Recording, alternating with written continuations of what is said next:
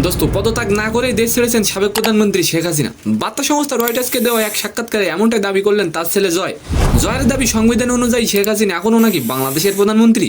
অন্যদিকে আবারও বিগ বসের সঞ্চালকের চেয়ারে বসছেন সালমান খান। বিগ বস সিজন 18-তে সঞ্চালক হয়ে আবারও ফিরছেন বলিউড ভাইজান। নমস্কার দোস্ত।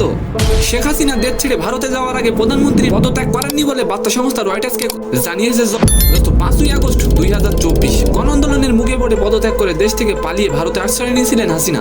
সেনাপ্রধান ওয়াকারুজ্জামানও বলেছিলেন শেখ হাসিনা পদত্যাগ করে দেশ থেকে চলে গেছেন।